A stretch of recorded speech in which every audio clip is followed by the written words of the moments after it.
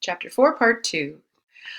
In this section, we're going to be talking about genetic influences on behavior and how our genetics interact with the environment and our different learning experiences to make up our individual personalities, intelligence, and behavior.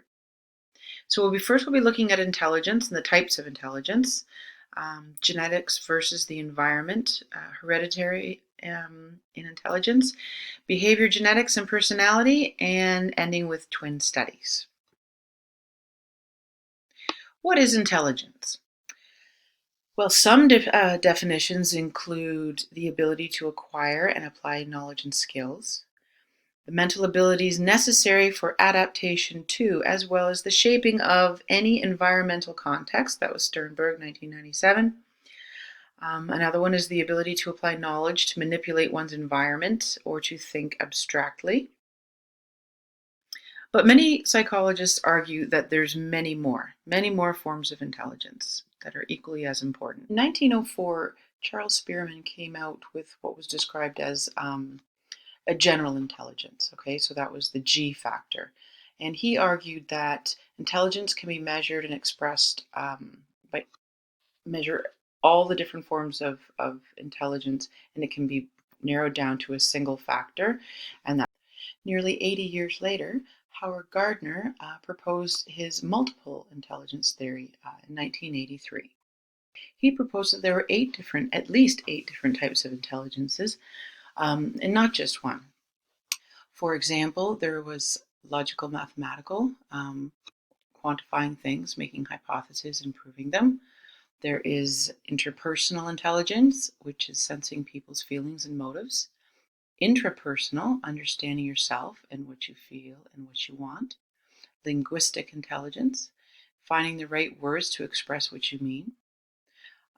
Naturalistic intelligence, understanding living things and reading nature. Bodily kinesthetic intelligence, which is coordinating your mind and your body, so that we see through sports. And musical intelligence, discerning sounds, their pitch, their tone, their rhythm, and so on. So Gardner argued that people do not just have one type of intelligence. They don't have just one type of intellectual capacity, but rather they have many different forms of intelligence. And while someone may be particularly strong in one specific area, say for bodily kinesthetic or for music intelligence, they may be stronger in one and weaker in other, but they likely possess a range of different abilities across all of the intelligences. While Gardner's theory of multiple intelligences, it's fairly heavily critiqued in the research community. It has also suffers a little bit of lack of supporting empirical research. However, it is still very popular in education, and research continues to be done on the different intelligences, and it's expanding beyond these eight. Gardner's not the only researcher coming up with alternate views of intelligence. Other researchers have proposed emotional intelligence, otherwise known as the emotional quotient, or EQ, which is the ability to understand, use, manage your own emotion in positive ways to relieve stress, communicate, empathize with others, overcome challenges, and to diffuse conflict. So one of the most controversial questions is, to what extent are differences in intelligence due to the genetic factors, and to what extent does environment play a role? And one way to research this is twin studies. This has been investigated since the early 80s using twin studies. Identical twins reared together, identical twins reared apart, fraternal twins reared together and apart, and then regular siblings. So in order to investigate whether intelligence is genetic or environment, or the interaction between the two, researchers commonly measure their IQ scores. Okay, so what an IQ score is, it's the measure of a fluid and crystallized intelligence, which is fluid is your reason and problem solving skills, and crystallized intelligence That is the knowledge and experience that you've gained across time.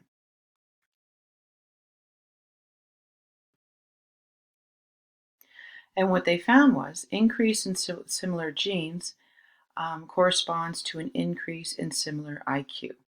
So you can see the identical twins reared together. Percentage of shared genes is 100%, of course. Correlation of IQ scores 0.86. So that indicates that genes play a significant role in intelligence. Because look at the identical twins raised together. It's the same percentage of shared genes, the 100%, but now the correlation of IQ scores is down to 0.75. These findings also demonstrate that it's not entirely genetic. The environment does play a role. So generally the findings show that genotype does account for about 50 to 70% of the variation in IQ in the US. If you're measuring IQ in terms of fluid and crystallized intelligence, and one of the arguments before was that IQ tends to just measure in this definition, IQ tends to just measure logical, mathematical, and linguistic intelligence, and not the other forms that some psychologists argue are as equally important. So we know that genetics and environment interact together to affect our intelligence as we develop and grow. So does that mean that if we were to inherit a genetic disposition towards an IQ of 120, that's what we're going to have? How does the environment affect that? Okay. So psychologists have come up with the term reaction range, okay? And what that means is the upper and the lower limit one inherits for a trait. So for example, if you were to look at C inherited the possibility for, say, an IQ of 110 to 135, but due to the quality of environment that C grew up in and effort and other things that C put into it, C ended up with an IQ of 120. So instead of inheriting a number for intelligence or an amount for intelligence, humans inherit a potential for intelligence. So you can see that when you're in a deprived environment, low stimulation, the scores tend to be lower. Okay, average slightly higher, and when you're in enriched, you have the possibilities, the potential to maybe reach your maximum. Another example is B and H. So they have identical reaction ranges, but B develops in a very deprived environment, whereas H develops in a very enriched environment, possibly has educational advantages, other advantages that B does not have. So as a result of that, H is better able to realize their innate potential and ends up with an IQ of 106, whereas B does not have these opportunities and is unable to reach their potential and has an IQ of 86. Simply having the enriched environment, however, does not necessarily mean that someone is going to reach their potential. For example, look at G. G has a higher reaction range, right? From, 100 to 130? Higher reaction range, but an IQ of only 110, sort of suggesting that they didn't take advantage of the environmental advantages, and possibly education, other areas for stimulation, many, many different advantages that G had. So they did not take advantage of those, and they ended up with an IQ of 110. One study that supports the role of The role of environment in intellectual development was a study by Schiff and Lewontin. Now it's a little old, it's 1986, but they did find that children moved from a deprived environment and placed in a rich environment tended to show a 10 to 12 point increase in IQ scores. Now in psychology, you always have to have a critical lens, and I mean, possibly there are other things as well. Moving from a deprived environment to an enriched environment, what other changes could there be there? This is correlational research. What other things could have been in play to result in a better space for IQ development? For example, the child in moving from deprived to enriched, possibly less stressful, possibly that they felt safer, possibly that they were overall happy and healthier physically and mentally, and perhaps they tested better. So yes, evidence is there. However, as is, being critical, you'd want to go back and take a look at that research. Intelligence has a genetic component, but what about personality? The idea that personality could have a genetic component was first raised after Eysenck's research in introversion and extroversion in 1967. What he found is that people who were introverted and the people who were extroverted, different areas of their brain were aroused during different states. So the idea that is that if different personalities, if introversion and extroversion can be traced to different parts of the brain and it is aroused differently in different people, then there may be some genetic underlying to that personality. The Big Five model. Okay, the five-factor model, also known as the Big Five. It's the most widely accepted personality theory held by psychologists today. So what it's basically stating is that personality can be boiled down to five core factors: extroversion and introversion, whether someone is reserved and thoughtful versus outgoing and sociable, fun-loving, agreeableness, ranges on a continuum between suspicious and uncooperative to trusting and helpful. Conscientiousness, can't speak today. Impulsive and disorganized versus disciplined and careful. Neuroticism, calm and confident versus anxious and pessimistic. And then openness, which is openness to experience. So someone who prefers routine and is practical versus someone who is imaginative and more spontaneous. So twin studies have found heritability coefficient ranging from 0.42 to 0.57, and we'll look at that study next.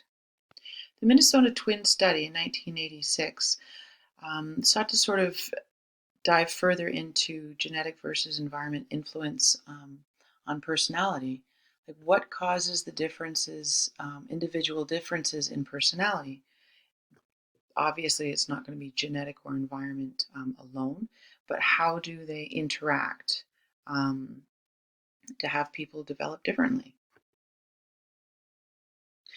So again, personality studies often use twin studies in order to tease out whether something is a genetic factor or something is an environmental factor, right?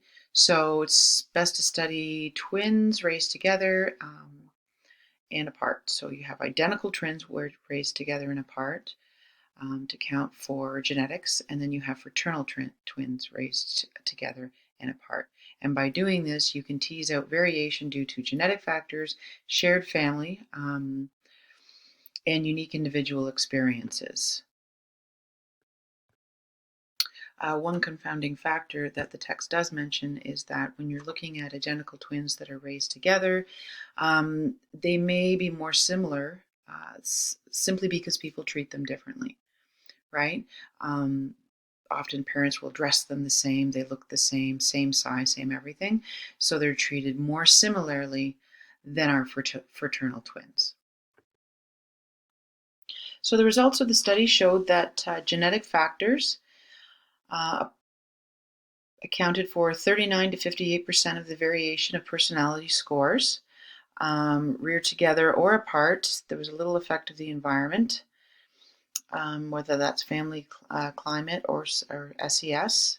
Unique experiences, school, social interaction, individual learning experiences, that counted for close to the same, 36 to 56% of variation in the personality trait scores. Over the next 20 years, more and more research has found other areas, other personality traits that have a genetic basis that we may not have thought of. One is attitudes towards certain things, as athleticism. That one may be a little more intuitive. But then other things like alcohol abuse, personality disorders, anxiety, novelty seeking. I found that one surprising, actually. And humor. Humor as a genetic personality trait. Who would have thought? Well, we began this chapter looking at intelligence and personality, originally from the lens of genetics. What research has really shown is that we also need to be sure to look at the environmental and psychological influences. For example, we read that genetically similar, the more genetically similar two individuals are, there's a higher correlation in their IQ scores, right? But that's not perfect because when they're raised apart, then that correlation changes, which really implies the role of environment in intelligence. And the role of intelligence is really connected to the reaction range, right? So you can be genetically predisposed to have a certain level of intelligence, but then due to environmental factors, you may or may not reach that full potential, and that full potential can be within 15 to 20 IQ points. We also learned that when it comes to personality traits, identical twins are more alike than fraternal twins, right? Showing the important genetic component of genes and personality traits.